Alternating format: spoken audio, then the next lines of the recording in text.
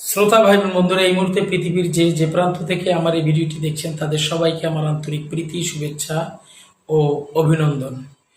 বন্ধুরা, আমি দীর্ঘদিন ধরে আয়ুর্বেদিক মেডিকেলে পড়াশোনা করার সুবাদে মানুষের স্বাস্থ্য বিষয়ে কিছুটা অ্যানালাইসিস করতেছি এবং সেই অ্যানালাইসিস করতে গিয়ে আমি যে বিষয়গুলো শিখেছি তাতে কতগুলো বিষয় সাধারণ মানুষকে জানানোটা আমার নিজের মধ্যে নিজের থেকে বিবেকে উদ্বুদ্ধ করছে যে এটা সবার জানা দরকার।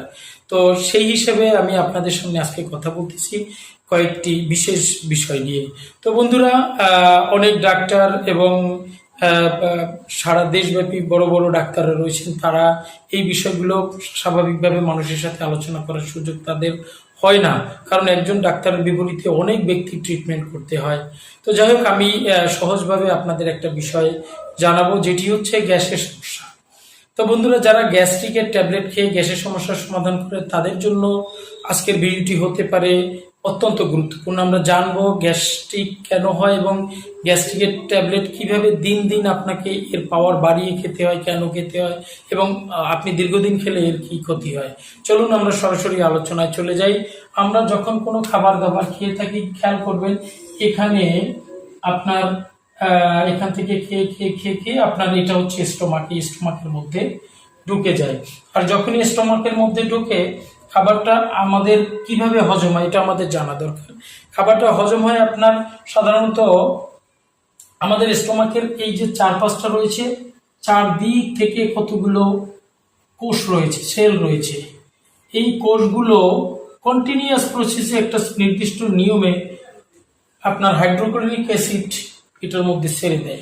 যখন হাইড্রোক্লোরিক অ্যাসিড ছেড়ে দেয়, আমার যে খাওয়া যে খাবারগুলো, এই খাবারগুলো কি এই অ্যাসিডটাই হজম করে। বন্ধুরা, আমরা যখন অতিরিক্ত তেল ছিটে খাবার, ঠিক মতো ঘুম হয় না, শারীরিক বিভিন্ন ধরনের সমস্যার কারণে আমরা খাবার দাবার সঠিকভাবে না খাওয়ার কারণে আস্তে আস্তে আমাদের এইখান থেকে হাইড্রোক্লোরিক অ্যাসিড সেলগুলো একটু দুর্বল হয়, একটু হাইড্রোক্লোরিক অ্যাসিড ছাড়া কমে যায়। তখন আমাদের কিন্তু হজমের সমস্যা হয়, কষার সমস্যা হয়, ঠিকমতো পায়খানা হয় না, আপনি যা খাবেন তা সঠিকভাবে টয়লেট থেকে বের হবে না। তো বন্ধুরা, এখন কি করেন? এই সময় আপনি খুব সহসাই আপনি একটা দোকানে গিয়ে একটি গ্যাসের ট্যাবলেট কিনে নিয়ে আসেন। হতে পারে সেটা ইসোমিপ্রাজল, হতে পারে প্রাজল 10, 20, 40 ইত্যাদি ইত্যাদি অনেক পাওয়ারের। এখন প্রশ্ন হচ্ছে এই ওষুধগুলো কি করে? দেখেন, আপনার হাইড্রোক্লোরিক অ্যাসিড যে কাজটা করতো সেটার বিকল্প হিসেবে আপনি কিন্তু কাকে নিয়ে আসছেন? আপনি গ্যাসের ট্যাবলেট নিয়ে আসছেন। জানবো আমরা গ্যাসের ট্যাবলেট কি করে। দেখুন, ডাক্তাররা সাধারণত এই গ্যাসের ট্যাবলেটটা খাওয়ার জন্য খাবার আধা ঘন্টা আগে নির্দেশ করে। কেন নির্দেশ করে? কারণ হচ্ছে এই গ্যাসের ট্যাবলেট এবং হাইড্রোক্লোরিক অ্যাসিড এরা দুই দিকের দুই মেরুর একটা বিষয় বলতে পারেন। কিভাবে? দেখুন, যখন আপনি গ্যাসের ট্যাবলেটটা খালি পেটে খাবেন, খালি পেটে গিয়েও সর্বপ্রথম আপনার স্টোমাকের চারপাশে এভাবে একটা বাউন্ডারি তৈরি করবে, লেয়ার তৈরি করবে। খেয়াল করবেন, দেখুন একটা লেয়ার তৈরি করলো এবং কন্টিনিউয়াসলি যে হাইড্রোক্লোরিক অ্যাসিড আপনার বডিতে প্রোভাইড করে, সেই হাইড্রোক্লোরিক যে অ্যাসিডটা রয়েছে সেই অ্যাসিডটা কিন্তু ও আগে ধ্বংস করবে পেটের মধ্যে। তার মানে আপনার পেটের মধ্যে এই মুহূর্তে কোনো গ্যাসের ট্যাবলেট খাওয়ার পরে কোনো হাইড্রোক্লোরিক অ্যাসিড নেই, তাহলে স্বাভাবিকভাবে আপনার খাদ্যদ্রব্য হজম হওয়ার কোনো সম্ভাবনা নেই। তাহলে এইটা হচ্ছে এক ধরনের সুপার কেমিক্যাল যে আপনার গ্যাসের ট্যাবলেটটা দিচ্ছেন। এটা বলা হয় ডাক্তারি ভাষায় অ্যাক্টিভ ইনগ্রেডিয়েন্টস। এই অ্যাক্টিভ ইনগ্রেডিয়েন্টস করে কি আপনার খাবার টাবারকে হজম করে বায়ুপথের রাস্তা থেকে আপনার বের করে দেয়। তাহলে দেখেন, এই যে আপনি গ্যাসের ট্যাবলেটটা নিলেন, আজকে নিলেন, একদিন নিলেন, ভালো কথা, কিন্তু যখন আপনি এটা বারবার নেবেন তখন কি হবে? আপনার এই যে আপনার চারপাশ থেকে যে হাইড্রোক্লোরিক অ্যাসিড এরা তৈরি করে ছেড়ে দেয় অটোমেটিক আমাদের বডির কনস্ট্রাকটিভ যে থিওরিতে আপনার এইগুলো যখন ছেড়ে দেয়, ছেড়ে দেওয়ার সাথে সাথে দেখেন আপনার যতটুকু তৈরি হয় সেগুলোকে ধ্বংস করে দেয় আপনার গ্যাসের ট্যাবলেট। আর এরকম বারবার ধ্বংস করতে করতে আপনার এই চারপাশের যে সেলগুলো রয়েছে এরা হাইড্রোক্লোরিক অ্যাসিড ছাড়া বন্ধ করে দেয় এবং যখন আস্তে আস্তে আস্তে আস্তে নাছাড়তে যখন পুরোপুরি বন্ধ হয়ে যায়, সেই সময়টাকে সাধারণত ডাক্তারি ভাষায় অ্যাক্লোরহাইড্রিয়া বলা হয়। কিন্তু কথা হচ্ছে এই যে অ্যাক্লোরহাইড্রিয়া যখনই আপনার হয়ে যাবে তখন আপনি মহা বিপদে পড়বেন। কয়েকটা বিষয় আপনাদের জানিয়ে রাখি। প্রথমত, গ্যাসের ট্যাবলেট যখন খাবেন আপনার খাদ্যদ্রব্য সঠিকভাবে হজম না হওয়ার কারণে আপনি পুষ্টিহীনতায় ভুগবেন এবং সঠিক পুষ্টি আপনার বডি পাবে না, নাম্বার 1। নাম্বার 2, আপনার আস্তে আস্তে আপনার স্টোমাকের চারপাশে যে সেলগুলো রয়েছে যেগুলো হাইড্রোক্লোরিক অ্যাসিড তৈরি করে, সেই সেলগুলো আস্তে আস্তে ড্যামেজ হয়ে যাবে এবং তারা নিষ্ক্রিয় হতে থাকবে। প্রুফ কি, প্রমাণ কি? প্রমাণ হচ্ছে আপনি যখন আজকে 10 পাওয়ার দিয়ে আপনি আপনার গ্যাস্ট্রিক সমস্যার সমাধান করছেন, কয়েকদিন পর 20 পাওয়ার দিচ্ছেন, কয়েকদিন পর 40 পাওয়ার দিচ্ছেন, তারপরে আরো বড় পাওয়ার দিচ্ছেন। এটা কি প্রমাণ করে না যে আপনার স্টোমাকটা আস্তে আস্তে দুর্বল হচ্ছে, আগের মতো নেই? আমরা এটা বুঝতে চাচ্ছি না বা বুঝি না। তো দেখেন, আরো মহাবিপদ সামনে আপনি অপেক্ষা করতেছে। কি সেটা? যখন এই হাইড্রোক্লোরিক অ্যাসিড আস্তে আস্তে টোটালটা ক্লোজ হয়ে যাবে, আমাদের স্টোমাকের মধ্যে এক ধরনের ব্যাকটেরিয়া থাকে, যে ব্যাকটেরিয়াটার নাম হচ্ছে হেলিকোব্যাক্টর পাইলোরি। হেলিকোব্যাক্টর পাইলোরি আমি সংক্ষেপে লিখে দিলাম। এই যে হেলিকোব্যাক্টর পাইলোরি যে ব্যাকটেরিয়াটা রয়েছে, এই ব্যাকটেরিয়াটা খুবই ভয়ানক এবং খুবই ভয়ঙ্কর। এই ব্যাকটেরিয়াটা ঠিক এরকম থাকে। তো দেখেন, এই ব্যাকটেরিয়াকে ধ্বংস করতে পারে একমাত্র আমাদের হাইড্রোক্লোরিক অ্যাসিড। অথচ দেখেন, আপনি গ্যাস্ট্রিকের ট্যাবলেট খেয়ে এই হাইড্রোক্লোরিক অ্যাসিড ছাড়াটাই বন্ধ করে রেখেছেন। কি হবে? যখন হাইড্রোক্লোরিক অ্যাসিড ছাড়া বন্ধ হবে, এই হেলিকোব্যাক্টর পাইলোরির দৌরত্ব বেড়ে যাবে এবং এরা করবে কি, আপনার স্টোমাকের বিভিন্ন স্থানে ক্ষত তৈরি করবে এবং আস্তে আস্তে এরা বংশ বিস্তার করে টোটাল আপনার স্টোমাকটাকে ক্ষত তৈরি করবে। অনেক সময় আমাদের যে ইসোফেগাস রয়েছে, ইসোফেগাসে গিয়েও এই আক্রমণ করে, এটাও দুর্বল করে ফেলে। অনেক সময় গলা জ্বলে, আমাদের টক ঢেকুর ওঠে, এইটার কারণে হয় গ্যাস্ট্রো ইসোফেগাস রিফ্লাক্স ডিজিজ, যেটাকে বলা হয় গার্ড। তো যাই হোক, ও বিষয়টা আলাদা।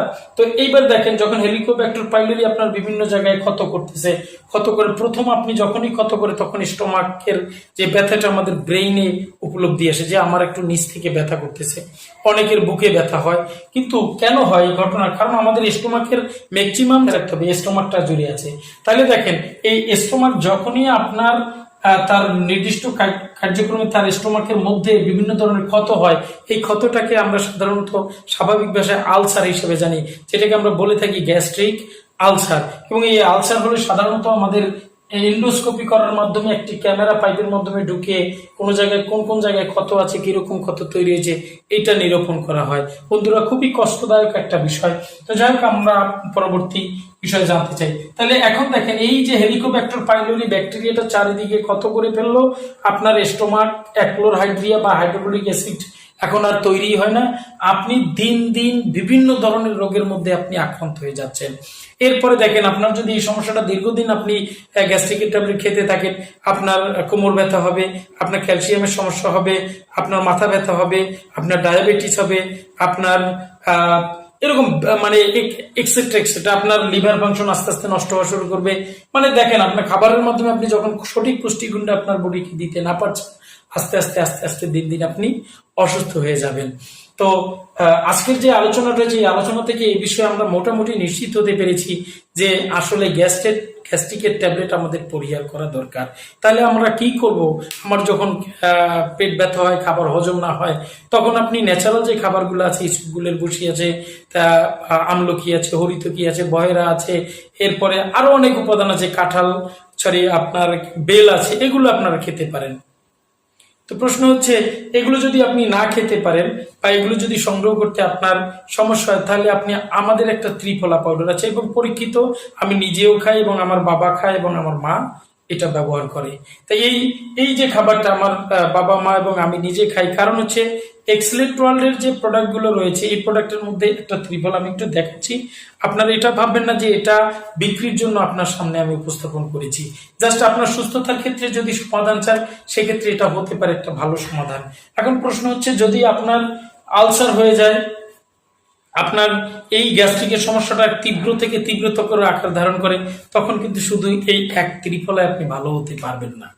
এবং আমাদের আরেকটা ধারণা হচ্ছে আমরা মনে হয় অল্প একটু সময় ভালো হলেই ভালো হয়ে যায়। নিশ্চয়ই না, আমরা সুস্থ থেকেই অসুস্থ হই, এটা মাথায় রাখতে হবে। তবে এই ত্রিফলা পাউডারটা যদি আপনি টানা 3 থেকে 4 মাস খেতে পারেন, যদি স্বাভাবিক গ্যাসের সমস্যা হয় তাহলে আপনি দীর্ঘদিন ভালো থাকতে পারবেন, গ্যাসের ট্যাবলেট খেতে হবে না। অনেক রুগী আছে যারা 1 বছর 2 বছর 5 বছর হয়ে গেছে, এই ত্রিফলা 5-6 মাস খাওয়ার পর থেকে সে কমপ্লিটলি ভালো আছে। এবং যদি সমস্যা বেশি হয় সেক্ষেত্রে আপনি আলোচনা করতে পারেন, সেক্ষেত্রে আরো কিছু ন্যাচারাল খাবারের মাধ্যমে আপনি শরীরে ট্রিটমেন্টটা করবেন। খাদ্য এমন একটা জিনিস যেটা আপনার শরীরকে সুস্থ রাখে এবং সুস্থ রাখার মাধ্যমে আপনার অর্গানগুলোকে সবসময় তরতাজা রাখে। আর অর্গানগুলো যখন তরতাজা থাকে তাহলে আপনি অন্যান্য রোগ থেকেও মুক্ত থাকতে পারবেন। বন্ধুরা, অনেক গুলো আলোচনা করলাম। আমার থেকে অনেক অভিজ্ঞ ব্যক্তিরা আমার এই ভিডিওটা দেখতে পারেন। তাদের কাছে কথা থাকবে এটাই যে এর মধ্যে কথা বা কাজে ভুলও হতে পারে। আমি যতটুকু জেনেছি চেষ্টা করেছি মানুষকে জানানোর, মানুষকে সচেতন করার, যাতে করে তারা দীর্ঘদিন বাঁচার জন্য এই জায়গাটা থেকে একটু মুক্ত থাকে। কারণ সবাই মনে যখন চায় তখনই তারা গ্যাসের ট্যাবলেট কিনে খায়, আর দিন দিন তারা ধ্বংসের দিকে যাচ্ছে। সবার সুস্বাস্থ্য, সুন্দর এবং সুখী জীবন কামনা করছি। আজকের মতো এখানেই শেষ করছি। ভালো থাকবেন সবাই। সবার জন্য আবারও শুভকামনা রইল।